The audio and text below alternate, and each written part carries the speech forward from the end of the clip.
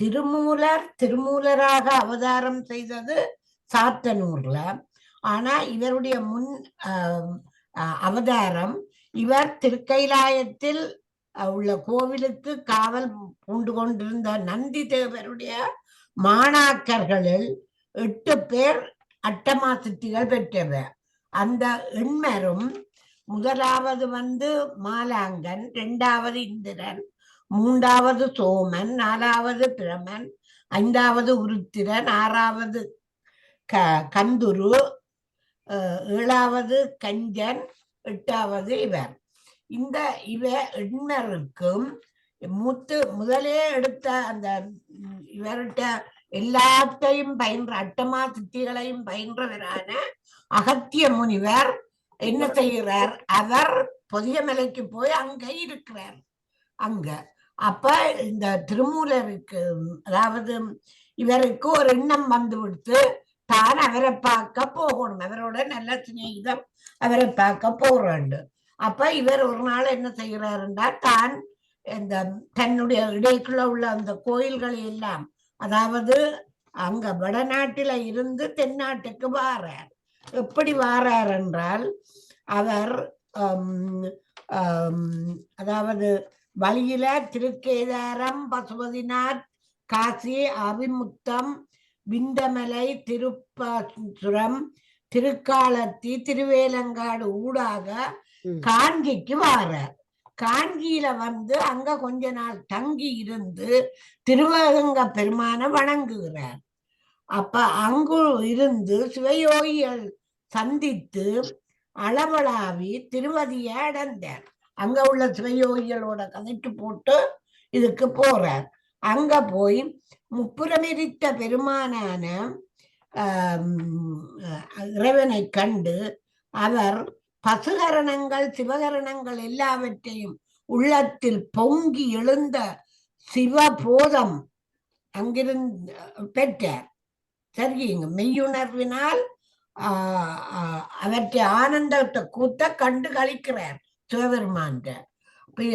அவர் அங்க இதற்றையும் கண்டு உணர்ந்த பிறகு அவர் அங்கிருந்து வெளிக்கிறார். எங்க போறார் என்றாலுங்கும் அவர்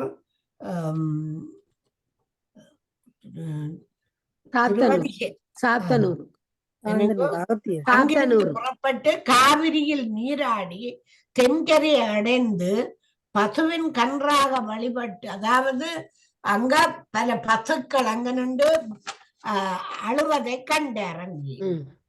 அங்கே அந்த நேரம் இவருக்கு இவர் எல்லா உயிர்களையும் பற்றி நன்கு அறிந்திருந்தபடியால இந்த பசுக்கள் அழுகிற சத்தம் அவருக்கு கேட்டு விடுத்து. அது சாத்தனூருக்கு தானே வந்திருக்கிறார். அதான் என்ன கேட்ட நீங்கள். சரி, என்னடா கங்கையில இதுல நீராடி, காவிரியில நீராடி தென்கரை அடைந்து சாத்தனூர் சேர்ந்தார். அங்கதான் காவிரிக்கரையில சோலையில பசுக்கட்டங்கள் சுற்றி அங்க இருக்கேக்க அவருக்கு அந்த பசுக்கள் எல்லாம் கவலையில அழுகிற சத்தம் மாதிரி அவருக்கு கேட்டது. அப்ப இவர் போய் பார்க்கிறார். பார்த்தால் அங்க ஒரு உடல் ஒன்று இறந்து கிடக்குது. அப்ப இந்த பசுக்கூட்டங்கள் எல்லாம் அதை சுற்றி வர கண்டுகள் எல்லாம் பால் குடிக்கவில்லை, இதெல்லாம் அதை பார்த்து கொண்டு இருந்தது. அப்ப இவர்கிட்ட ஒரு தன்மை இருக்குது, இவர் சகலகலையும் கற்றபடியா இவருக்கு கூடு விட்டு கூடுவாய் என்ற தன்மை இருக்குது. அப்ப இவர் என்ன நினைக்கிறார், இந்த பசுக்களின் துன்பத்தை போக்கணும் என்று இவர் தன்ற உடலை கொண்டே ஒரு மரத்துக்குள்ள பொந்துக்குள்ள வச்சு விட்டு தான் மூலனுடைய உடலுக்குள்ள புகுறார். தன் உயிரை கொண்டு அவன் உடலை செலுத்தி அந்த பசுக்களை எல்லாம் கொண்டே மேய விட்டு அவர் சந்தோஷமாக பால் குடிச்சு கன்று குட்டிகள் எல்லாம் இதண்டு கொண்டு வர விளையாட விட்டு விட்டு இவர் பார்த்து மாலையா விட்டது இவர் கண்டைக்கு. அப்ப இந்த பசுக்களை கொண்டே இனி அவன் வீடுகள்ல விட வேணும் தானே. அப்ப இவர் என்ன செய்கிறார், இந்த பசுக்களை இனி மாலையாகுது வீட்டை போக சொல்ல அதுகளும் தாங்களையாகவே தங்கட வீடுகளுக்கு போய்கொண்டிருக்கின்றன.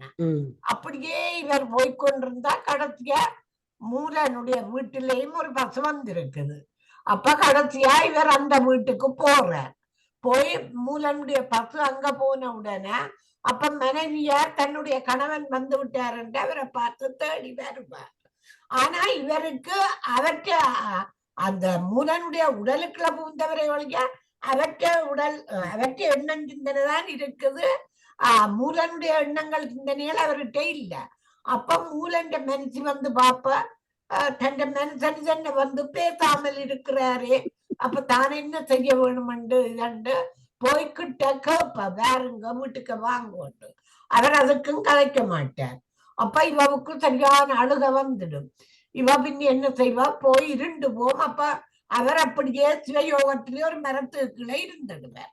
இருந்தோடனே இவ போய் வீட்டுல படுப்பா. படுத்து விட்டு முடிய எழும்பி பாப்பா, அவர் அந்த இடத்திலேயே சிவயோகத்திலே இருக்கிறார். அப்ப இது தன்னுடைய புருஷன் இல்லை. அப்ப இவர் யார், ஏனப்ப இந்த மாடுகளை மேய்ச்சவர்ன்னு போட்டு இவர் அந்த ஊராக்களை கூட்டிக் கொண்டு வாரார். கூட்டிக் கொண்டு வந்து அவரை கேட்கிறார். அப்பதான் அவர் சொல்லுவார், தான் அவர் அல்ல, தான் சிவயோகின்னு சொல்லி போட்டு இவர் கிடுகிடண்டு போயிடுவார். தன் பாட்டுல போய் தன்னுடைய உடலை தேடுறார். அங்க போனா அந்த உடலை காண இல்லை. இது சிவனுடைய விளையாட்டு. அதாவது அந்த பசுக்களுக்கு இவர் மூலம் அந்த இதை சொல்லி இவரால இந்த மக்களுக்கு இந்த திருமூலற்ற அந்த அறிவுகளை அந்த பயிற்சிகளை கொடுக்கணும். அதாவது யோகம், ஞானம், அட்டாங்கம், அந்த அப்படியான எல்லா பயிற்சிகளையும் கொடுக்கணும். அந்த இதால இவர் அப்படி அவருக்கு சொல்ற அவரை இதன்ற. அப்ப இவர் என்ன செய்யறார், அந்த உடலை தான் எடுத்து காணவில்லை என்ற உடனே இவர் சாத்தனூர்ல இருந்து திரும்பவும் பாதுகாப்ப பசுக்கு போற திருப்பெருந்துறையோ இன்னொரு ஒரு ஆலயத்துக்கு உயும்பொருட்டு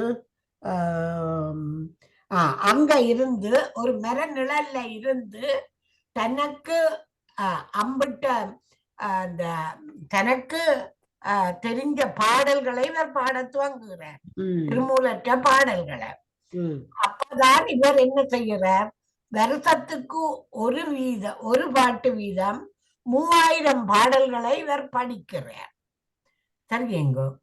படித்தால் அந்த 3000 பாடல்களையும் இவருக்கு கடவுள் சொல்றார், நீதான் இந்த தமிழை வளர்க்கணும், இந்த தமிழுக்கு. அப்ப அவர் அந்த என்ன அதுக்கு ஒரு பாட்டு படிக்கிறார்.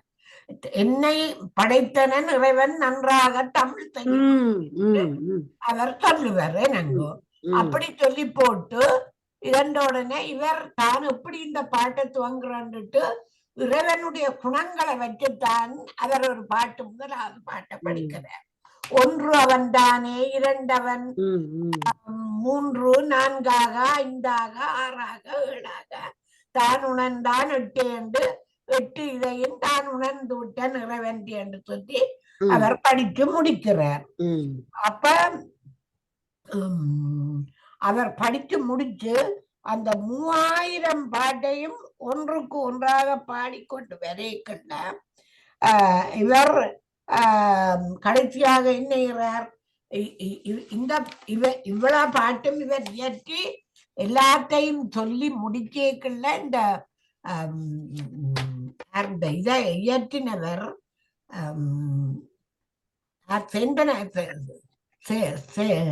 செந்தனார் தான் இங்க இத படித்தவர்.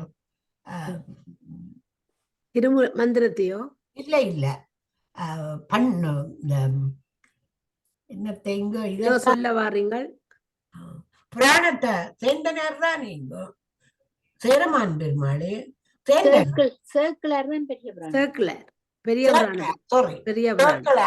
இவருடைய இவ்வளவு கதையையும் 18 பாடல்கள்ல அடக்கி சொல்றார். அப்ப இவர் திருப்பி வந்து தான் கார்த்திகை மாதம் பூச ஐப்பசி மாசம் பூச நட்சத்திரத்துல திருவாவடுதுறையில இவர் முத்தி அடைகிறார். அப்பதான் ஒரு பாட்டொண்டு திருமந்திரத்துல சொல்லுவது, தேவர் குரலும் திருநான் மறை முடிவும் மூவர் தமிழும் முனிமொழியும் கோவை திருவாசகமும் திருமூலர் சொல்லும் ஒரு வாசகம் என்று உணர். இவற்ற திருவாசகம் இத திருமூலமும் அது ஒரு இதாக எடுக்கப்படுகிறது. இவ்வளவுதான் நான் வாசிச்சு சுருக்கிய கதை திருமூலற்ற. Aunty best aunty. நீங்க இதுக்குள்ள வேற